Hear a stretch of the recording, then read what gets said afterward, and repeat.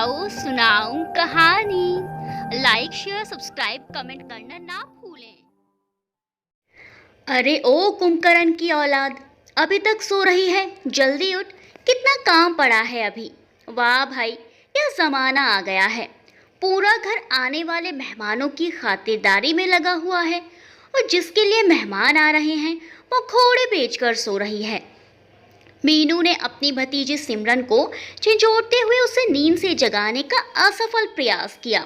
सिमरन ने नींद में ही अपनी अधखुली आंखों को झपकते हुए जवाब दिया, प्लीज बुआ, 5 मिनट और सोने दो ना प्लीज, बस अभी 5 मिनट में उठ जाऊंगी पक्का। मीनू सिमरन के ऊपर से ब्लैंकेट खींचते हुए, हाँ हाँ पता है तेरी 5 मिनट का, मुझे बहुत अच्छे से पता है। सिम्मी अब जल्दी उठ, अगर भाभी आ गई ना तो फिर तेरी वाट लग जानी है और साथ में मेरी भी। सिमरन बुरा सा मुंह बनाते हुए उठती है और कहती है, ओफो बुआ, एक ही तो संडे का दिन मिलता है आराम के लिए। पापा को भी आज ही बुलाना था इन लड़के वालों को मुझे दिखाने के लिए। फिर सिमरन अपनी बुआ मीनू के गले में हाथ डालते हुए कहती है, बुआ वैसे एक और अच्छा आइडिया है मेरे पास, क्यों ना हम लड़के वालों को फ़ोन करके मना कर दें और आज का ये देखने दिखाने का प्रोग्राम कैंसिल करके 1-2 दिन बाद का रख लें। मीनू सिमरन का हाथ अपने गले से हटाते हुए, हाँ जनाब, आइडिया तो वैसे बुरा नहीं है, लेकिन प्रोग्राम कैंसिल करने का रीज़न क्या देंगे कि हमारी क्वीन एलिजाबेथ की आज नींद पूरी नहीं हो पाई, इसीलिए हमारी क्वीन आपसे आज ना मिलकर 1-2 दिन बाद मिलेंगी। फिर मीनू सिमरन के माथे पे हाथ मारते हुए कहती है, हट पगली कहीं की, शादी होने जा रही है लेकिन बचपना अभी तक नहीं गया इसका। जैसे ही मीनू पीछे मुड़ती है, सिमरन अपनी दोनों बाहों से उसे पकड़ लेती है और बोलती है, नहीं करनी मुझे शादी वादी, मुझे तो हमेशा अपनी बुआ अपनी बेस्टी के साथ ही रहना है। आने दो लड़के को, ऐसा मज़ा चखाऊंगी कि याद रखेगा बच्चू, सोचेगा किस बला से पाला पड़ा है। मीनू सिमरन की तरफ मुड़ती है और प्यार से उसका माथा चूमती है और कहती है, देख सिम्मी, तो ऐसी वैसी कोई हरकत नहीं करेगी, समझी? बहुत ही प्यार और तमीज़ से पेश आना उनके सामने, ठीक है? सिमरन, पर बुआ। मीनू, पर वर कुछ नहीं, बस जितना कह दिया उतना ही करना, समझी? सिमरन, बुआ क्या आप पापा को मना नहीं कर सकते कि वो 1 साल और रुक जाए? इतनी क्या जल्दी पड़ी है आप लोगों को मेरी शादी की? मीनू, सिम्मी देख, ये रिश्ता बहुत अच्छा है बच्चा, ऐसे अच्छे रिश्ते बार बार नहीं आते। और ये बता क्यों नहीं करनी है तुझे अभी शादी, ऐसी क्या बात है, बता मुझे। सिमरन थोड़ा गंभीर स्वर में, क्या आप बता सकती हैं कि आपने शादी क्यों नहीं की बुआ? मीनू नजरें चुराते हुए, बस शुरू हो गई ना तू, फिर वही सवाल। बात यहाँ मेरी शादी की नहीं तेरी शादी की हो रही है। सिमरन जिद पकड़ लेती है और बोलती है, ना, आज तो आपको मुझे बताना ही होगा कि आखिर आपने शादी क्यों नहीं की, तभी मैं रेडी होंगी। और हाथ पकड़कर मीनू को बेड पर अपने पास बिठा लेती है। मीनू बेड से उठते हुए, सिम्मी अभी इन सब का टाइम नहीं है बच्चा, अभी बहुत काम बाकी है, भाभी हमें आवाज़ लगाने ही वाली होंगी। सिमरन अपनी बुआ को छोड़ने को तैयार नहीं होती तो मीनू उसे टालने के लिए कहती है, अच्छा ठीक है, ये सब मैं बाद में तुझे फुर्सत से बताऊंगी, अभी टाइम नहीं है ना बच्चा, समझा कर सिमी। सिमरन, प्रॉमिस? मीनू, हाँ मेरी दादी, पक्का प्रॉमिस। चल अब जल्दी जाकर फ्रेश हो, तब तक मैं तेरे लिए नाश्ता लगाती हूँ। सिमरन अपने माता पिता की इकलौती लाडली बेटी है। उसके पिता राजवीर एक बैंक में कार्यरत हैं और माँ अलका एक गृहिणी। सिमरन ना सिर्फ अपने माँ बाप की लाडली है, बल्कि वो अपनी प्यारी बुआ मीनू की भी बहुत ज़्यादा लाडली है। चारों लोग मिलकर परिवार में बड़ी हंसी खुशी रहते हैं। मीनू ने घर वालों के लाख दबाव डालने पर भी शादी नहीं की। वह एक स्कूल में विज्ञान की अध्यापिका है। मीनू और सिमरन के बीच जो प्यारा सा रिश्ता है उसे शायद शब्दों में बयान नहीं किया जा सकता है। ये दोनों बुआ भतीजे कम और सहेलियाँ ज़्यादा लगती हैं, और फिर सहेलियों की तरह रहें भी क्यों ना। मीनू महज 10 बरस की ही तो थी जब सिमरन का जन्म हुआ। उसकी तो सुबह भी अपने प्यारे भतीजे सिमरन से शुरू होती थी और शाम भी उसी पर ख़त्म होती थी। स्कूल से आने के बाद मीनू सारा दिन सिमरन के साथ बिताती थी। सिमरन रोती तो अपनी भाभी के आने से पहले ही बीनू उसे गोदी में लेकर चुप करा देती। जब वो सुसु करती तो खुद ही उसके नैपकिन बदल देती। सिमरन को कब भूख लगती है, कब उसे खाना चाहिए, कब पानी, कब उसे सोने का मन है, कब खेलने का, कब उसे क्या चाहिए, मीनू को सब पता होता था। जब सिमरन ने स्कूल जाना शुरू किया तब मीनू ही स्कूल के लिए उसको रेडी करती। जब उसके किसी विषय में नंबर कम आते और वो अपने टेस्ट पेपर्स अपनी मम्मी या पापा से छुपाना चाहती, तब वह सीधा मीनू के पास जाती और भोला सा मुंह बनाकर बोलती, प्लीज़ बुआ, दिस इज़ लास्ट टाइम, आगे से पक्का अच्छे नंबर लाऊंगी। कभी दोनों एक दूसरे से अपने दिल की बात साझा करने के लिए एक दूसरे के दोस्त बन जाती, तो कभी ज़रूरत पड़ने पर एक दूसरे की सलाहकार बन जाती। मिलकर कोई कांड करना होता तो दोनों क्राइम पार्टनर बन जाती। वक्त के साथ साथ ये प्यारा सा रिश्ता और ज़्यादा गहरा होता गया। सिमरन के ग्रेजुएशन का अभी 3rd ईयर ही था कि उसके पापा ने उसके लिए लड़का देखना शुरू कर दिया था, ये सोचकर कि शादी पक्की होते होते उसका फाइनल ईयर भी पूरा हो ही जाएगा। आज सिमरन को देखने के लिए लड़का और उसकी फैमिली आने वाले हैं और हमारी प्यारी सिमरन है कि उठने का नाम नहीं ले रही है, क्योंकि उसको अपने संडे के मस्त वाली नींद गंवाने का बड़ा दुख हो रहा है। लड़के का घर देखो ना पापा, मम्मी कितना टाइम लगा रही हैं तैयार होने में। अरे भाई, कोई उनको बताए कि उनके लिए रिश्ते के लिए नहीं, मेरे रिश्ते के लिए जा रहे हैं। मम्मी को लगता है कुछ गलतफहमी हो गई है। नुपुर, विनय की छोटी बहन, सुबोध जी, विनय के पापा और विनय तीनों ठहाका लगाकर हंसने लगते हैं। इतने में सारिका सज धज कर तैयार हुई कमरे से बाहर आती हैं और बोलती है, जानती हूँ तीनों लोग मिल करके मेरी ही बुराई कर रहे होंगे। तभी सुबोध बोलती हैं, अरे बुराई नहीं पत्नी श्री, तारीफ कहिए, हम लोग तो आपकी तारीफ कर रहे थे। इस उम्र में भी क्या कमाल की लग रही हो। सुबोध इतना कहकर अपने बच्चों की तरफ को आंख मारते हैं। दोनों बच्चे चुपके चुपके हंसने लगते हैं और ये सारा नज़ारा सारिका देख लेती है और अपने काले घने लंबे बालों को लहराते हुए कहती हैं, सब जानती हूँ मैं कि आप मेरी खूबसूरती से जलते हो। मुझे देखकर आप यही सोचते होंगे ना कि इस उम्र में भी कितनी हॉट और सुंदर लगती है। और एक मैं हूँ, पेट लटका हुआ, आधे बाल सफ़ेद। इतने में विनय बीच में बोल पड़ता है, हाँ पापा, ये बात तो है कि मम्मी अभी भी कमाल की लगती हैं। सुबोध, हाँ भाई, तभी तो हम कायल हैं तुम्हारी मम्मी के। सारिका अपने साड़ी का पल्लू ठीक करते हुए कहती है, भाई, अपने बेटे के लिए लड़की देखने जा रही हूँ, दूर से ही लगना चाहिए कि लड़के की माँ है। विनय घड़ी में टाइम देखते हुए फिर चलने को बोलता है तो सारिका प्यार से मजाकिया अंदाज में विनय के कान खींचकर कहती है, देखा आपने अपने बेटे को, कितना उतावला हो रहा है ये लड़की देखने के लिए। सुबोध भी अपने कंधे उचकाकर कहते हैं, अरे भाई, हम अपने बेटे को क्या कहें, हम भी कभी आपको देखने के लिए इतने ही उतावले थे। सब लोग ठहाका लगाकर हंस पड़ते हैं। फिर नुपुर कहती है, चलिए जल्दी, नहीं तो हम सच में लेट हो जाएंगे। रास्ते भर गाड़ी में विनय और नुपुर दोनों की खट्टी मीठी नोक झोंक चलती रहती है और इसी खट्टी मीठी नोक झोंक के बीच सब लोग पहुंच जाते हैं सिमरन के घर, जहां पर उनका काफ़ी अच्छे से स्वागत किया जाता है। सब लोग हॉल में बैठे बातें कर रहे होते हैं और विनय, उसकी आंखें तो सिर्फ और सिर्फ सिमरन को ढूंढ रही होती हैं। सिमरन को देखने के लिए उसकी बेचैनी बढ़ती ही जा रही थी। इधर सिमरन भी विनय को देखने के लिए काफ़ी उतावली थी और साथ में थोड़ा नर्वस भी।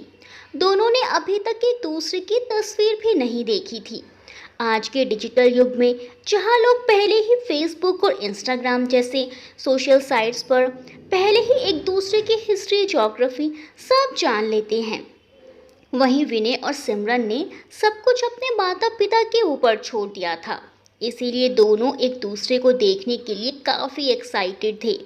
जैसे ही सिमरन चाय लेकर हॉल में एंटर करती है, विनय की नज़र तो उस पर अटक कर रह जाती है।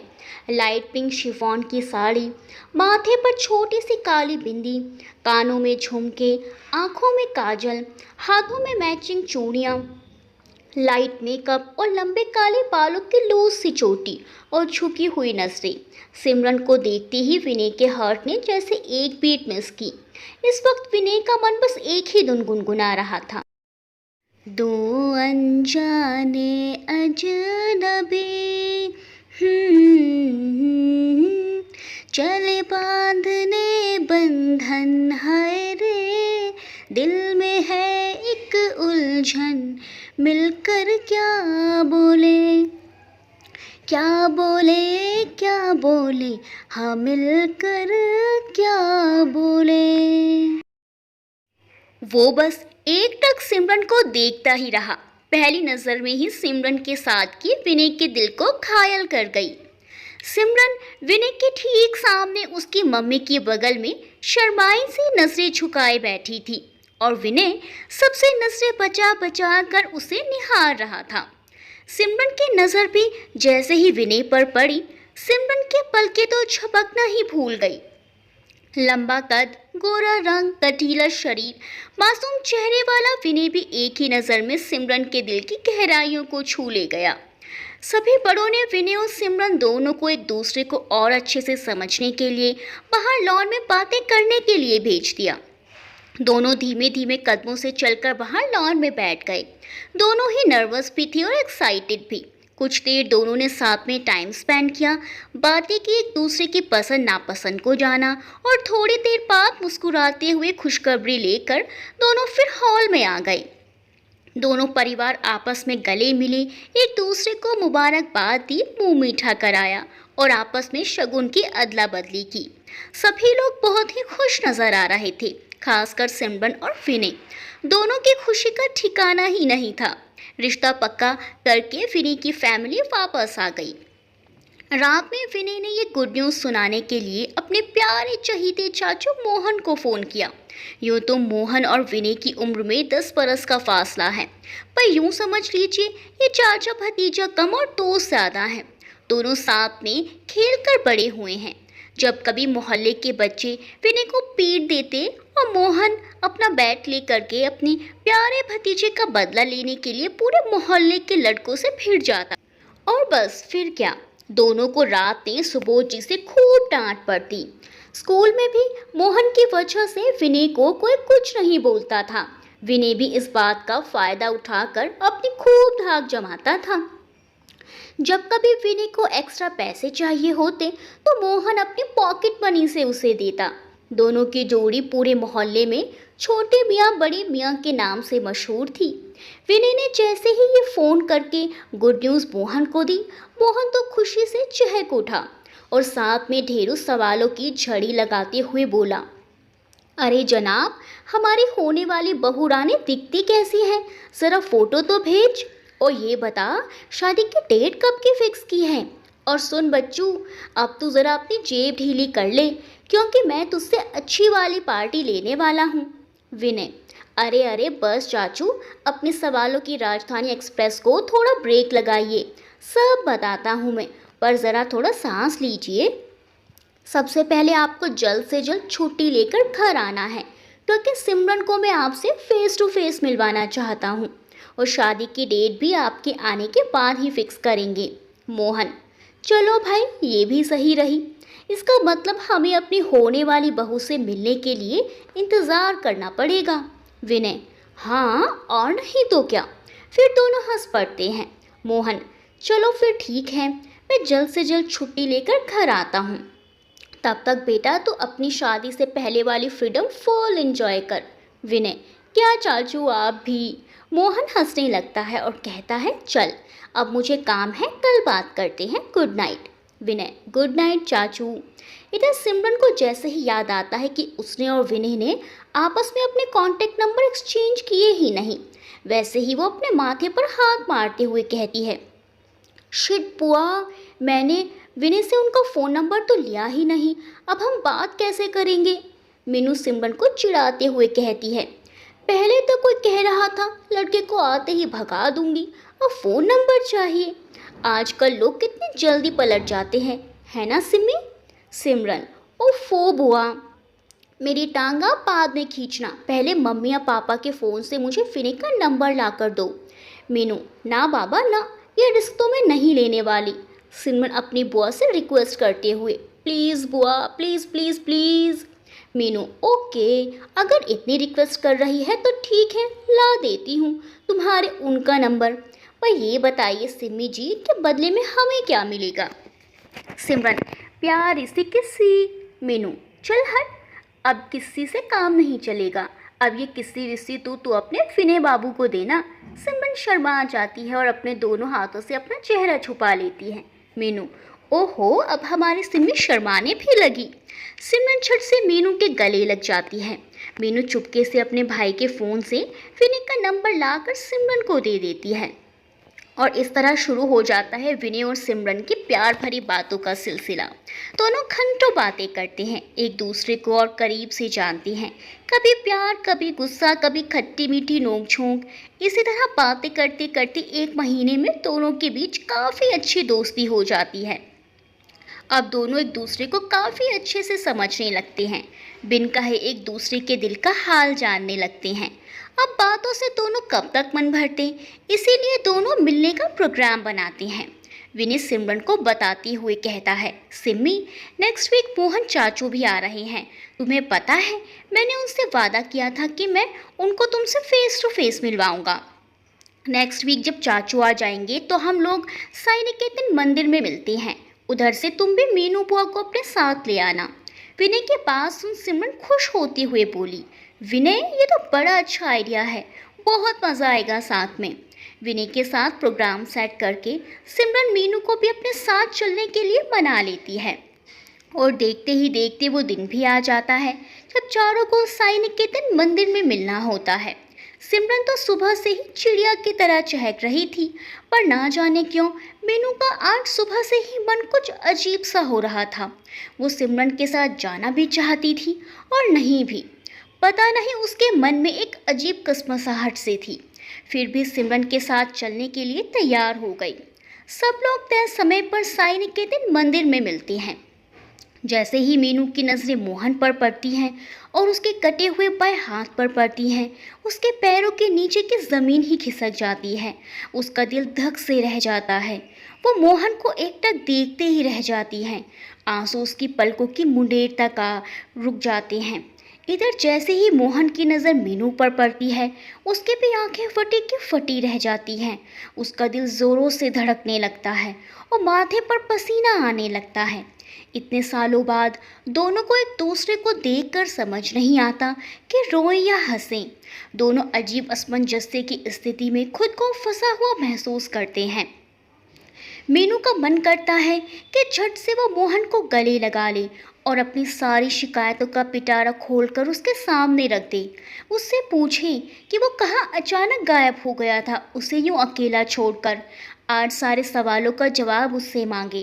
वहीं दूसरी ओर मोहन का भी मन करता है कि वो भी मीनू को अपने सीने में छुपा ले।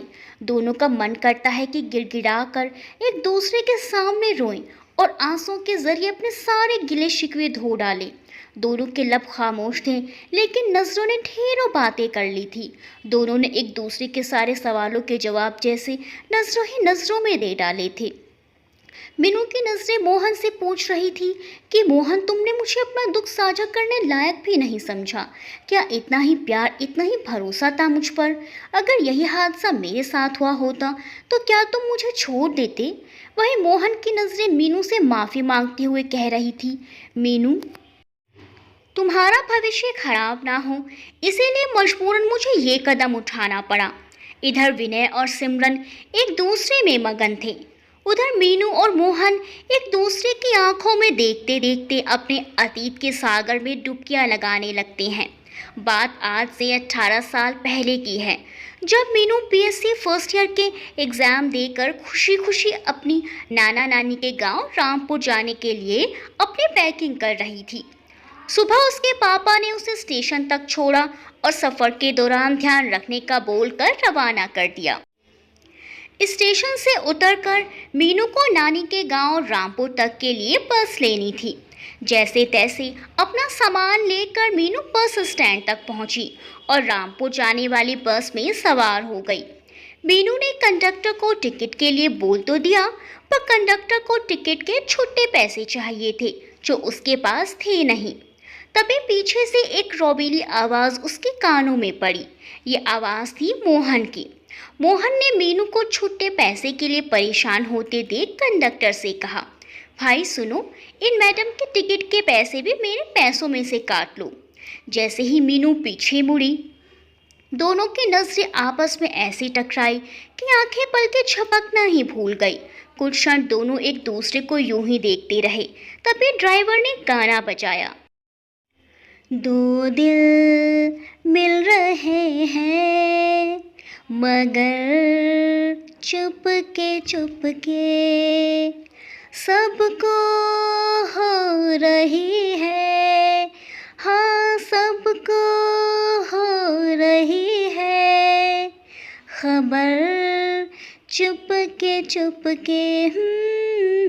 दो दिल मिल रहे हैं मगर चुपके। ना जाने वो एक दूसरे को कब तक यूं ही देखते रहते अगर कंडक्टर की आवाज़ से दोनों की तंद्रा भंग ना होती।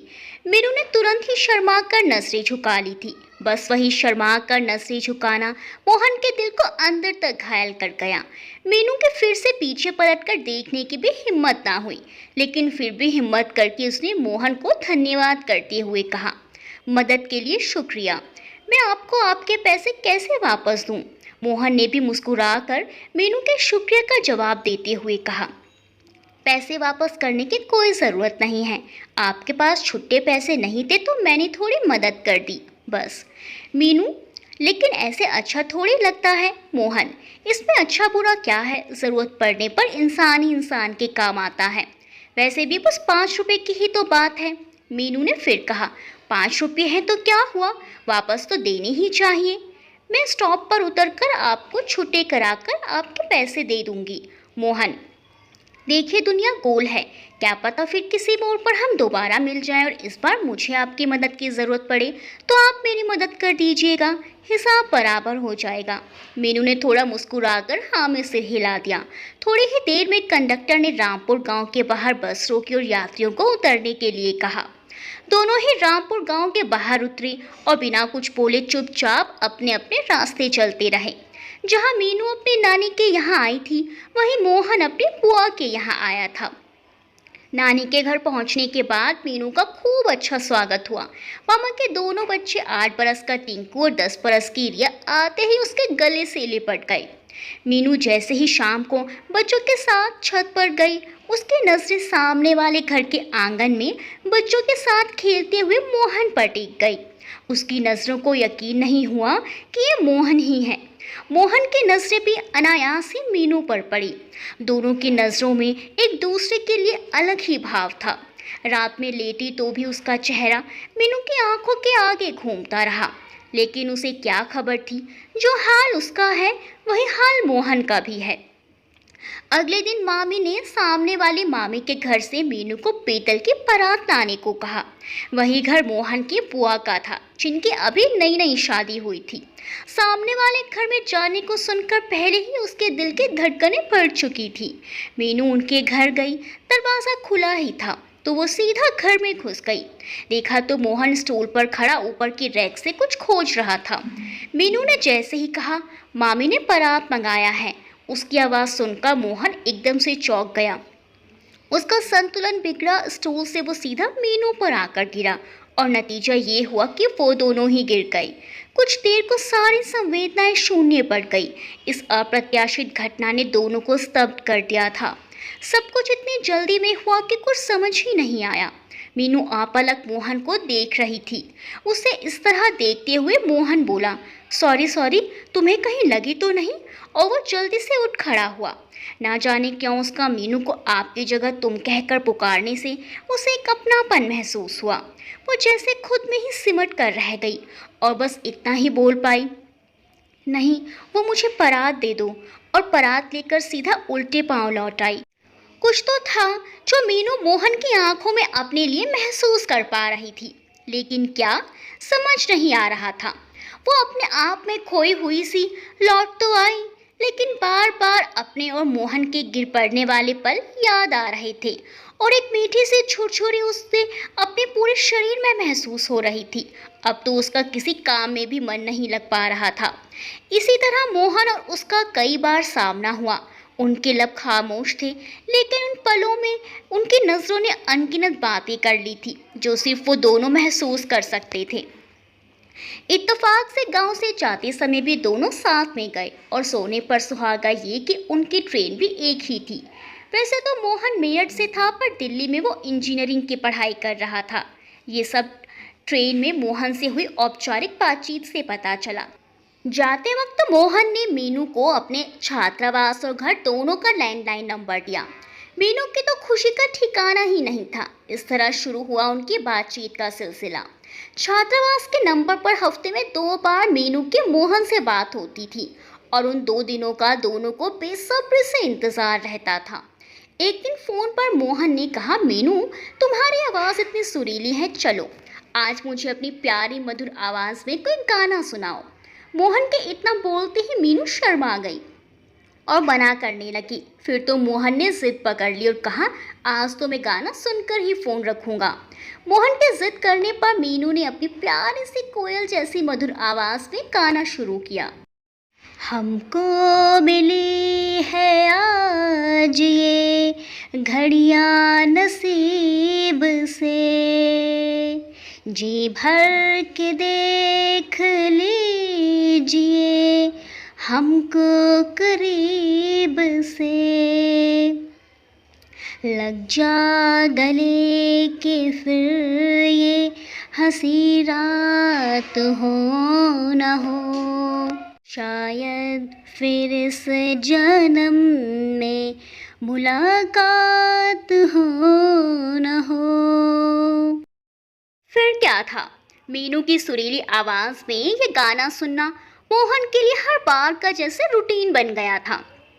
उनको बात करते हुए 7 महीने हो चुके थे। उन 7 महीनों में उनकी अनगिनत बातें, ढेरों वादे और एक मुलाकात भी हो चुकी थी। दोनों ने हर तरह से एक दूसरे को अपने जीवन साथी के रूप में स्वीकार कर लिया था। यहाँ तक कि मोहन ने मीनू के घर रिश्ता भेजने की भी बात की। वो तो मीनू ही थी जिसने उसे अपनी ग्रेजुएशन पूरी होने तक रुकने के लिए कहा था। फिर अचानक से मोहन का फ़ोन आना बंद हो गया। मीनू इधर से लगातार उसको फ़ोन करती रही, लेकिन हर बार एक ही जवाब मिलता कि मोहन ने कॉलेज छोड़ दिया है। उसके कॉलेज जाकर भी मीनू ने पता लगाने की कोशिश की तो मालूम हुआ उसने सच में कॉलेज छोड़ दिया था। घर का एड्रेस तो उसे मालूम नहीं था, लेकिन घर के नंबर पर भी वो लगातार फ़ोन करती रहती। वहाँ से भी हमेशा रॉन्ग नंबर बोलकर उसका फ़ोन पटक दिया जाता। उसके दिमाग में हमेशा हज़ारों सवाल घूमते रहते कि आखिर मोहन गया तो गया कहाँ। उसने यूँ अचानक बात करना क्यों बंद कर दिया? कॉलेज बीच में ही क्यों छोड़ दिया? क्या उसके साथ कुछ अनहोनी तो नहीं घट गई? कहीं उसने मुझे धोखा तो नहीं दिया? कहीं उसने शादी तो नहीं कर ली? ऐसे हज़ारों सवाल उसे दिन रात परेशान करते रहते। उसने खाना पीना भी छोड़ दिया और बीमार सी रहने लगी। रह रहकर उसे मोहन की याद आती, लेकिन वो कुछ नहीं कर सकती थी। हर दिन वो उसके फ़ोन का इंतज़ार करती, लेकिन मोहन का कभी फ़ोन नहीं आया। उसने जैसे तैसे अपनी ग्रेजुएशन पूरी की और खुद को व्यस्त रखने के लिए बीएड में एडमिशन ले लिया। इतने सालों में न जाने कितने रिश्ते उसके लिए आए, लेकिन मोहन से किए हुए उन वादों ने उसे कभी किसी और का होने ही नहीं दिया। घर वालों के लाग दबाव डालने पर भी उसने शादी नहीं की और इन्हीं वादों ने तो अभी तक मोहन को भी अविवाहित रखा था। साई निकेतन मंदिर से वो वापस तो आ गई, लेकिन मीनू और मोहन का दिल तो वहीं छूट गया था। रात में भी दोनों एक दूसरे के बारे में सोचते रहे और आंसू बहाते रहे। अगले दिन शाम को फिर से मीनू के कदम साई निकेतन मंदिर की तरफ चल निकले। उम्मीद के मुताबिक उसने मोहन को वहीं बैठे पाया। इतने सालों बाद एक दूसरे से मिलते ही दोनों की रुलाई फूट पड़ी और दोनों एक दूसरे के गले लगकर खूब रोए। सारे गिले शिकवे और सवाल जवाब आंसुओं में बह गए। मीनू और मोहन की मनोस्थिति सिमरन और विनय से भी छुपी न रह सकी थी। शक तो उन दोनों को कल ही हो गया था, इसीलिए कल से सिमरन मीनू पर और विनय मोहन पर नजर रखे हुए थे।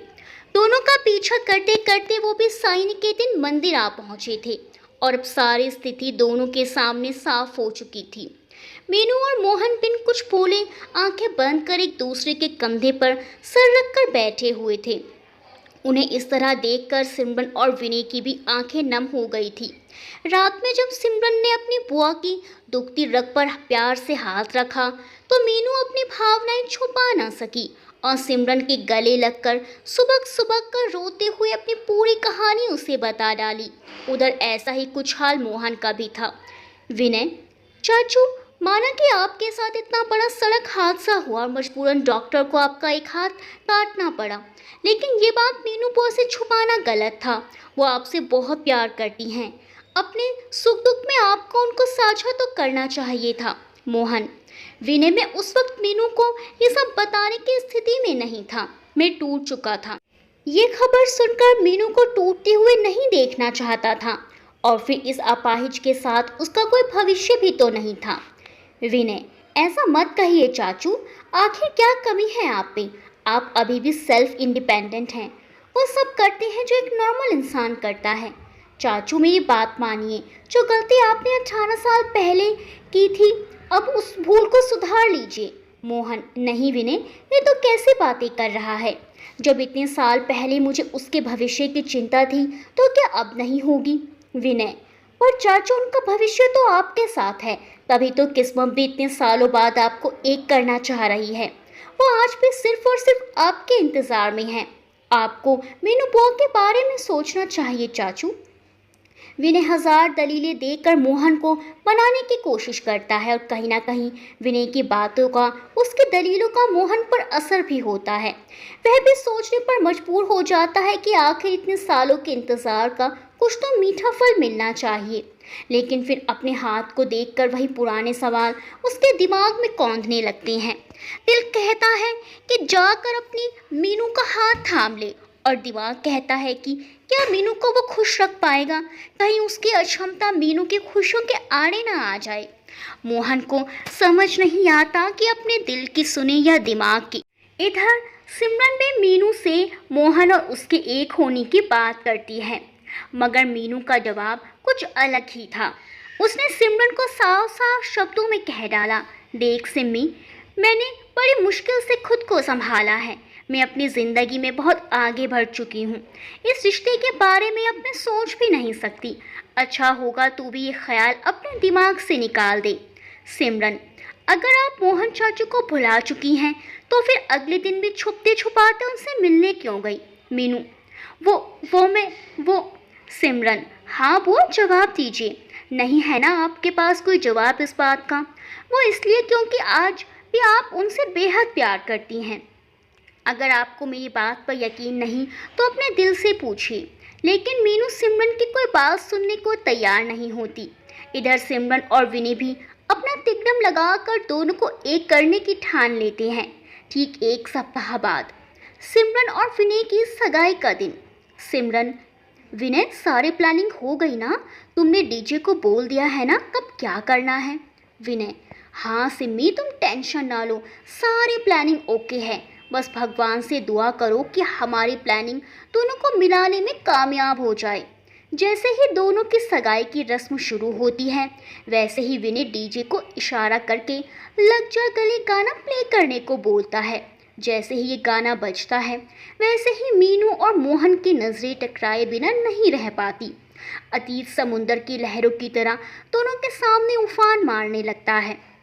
दोनों की आंखें नम हो जाती हैं, धड़कनें तेज हो गई, मन किया भाग कर एक दूसरे को गले लगा ले।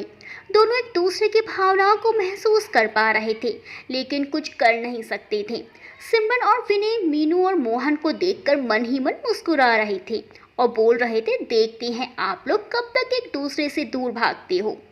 अब सिमरन और विनय जब भी मीनू और मोहन के सामने आते यही गाना गुनगुनाते लगते और उन दोनों को उकसाने लगते और कहीं ना कहीं उनके उकसाने का असर अब मीनू और मोहन दोनों पर होने भी लगा था। अगले हफ्ते मीनू को घर का कुछ सामान लेने के लिए मार्केट जाना था, तो उसने मार्केट तक के लिए बस ली। इत्तेफाक से अगले स्टॉप से मोहन भी उसी बस में चढ़ा और मीनू के बगल में ही बैठ गया। मीनू की धड़कनें अचानक से तेज हो गई और वो सिमट कर बैठने लगी कि अचानक मोहन का फोन बजने लगा, जिसकी रिंगटोन थी लग जा गले। बस फिर क्या था, इतने दिन से जो मीनू ने अपनी भावनाओं पर काबू किया हुआ था, आज वो खुद को रोक ना सकी और आंसू मोतियों की तरह उसकी आंखों से बह निकले। मोहन ने उसका हाथ थाम लिया। आज मीनू ने भी मोहन के हाथ पर अपना हाथ रख दिया और अनायास ही मीनू ने अपना सर मोहन के कंधे पर रख दिया। ठीक 2 माह बाद राजवीर निवास और सुबोध निवास लाइटों और झालरों से दुल्हन की तरह सजे जगमगा रहे थे। आज दोनों परिवारों के लिए बड़ी खुशी का दिन था। आज एक नहीं बल्कि 2-2 मंडप सजे हुए थे। बुआ भतीजी दोनों एक दूसरे को देखकर फूले नहीं समा रही थी और घर वाले दोनों के बलैया लेते नहीं थक रहे थे।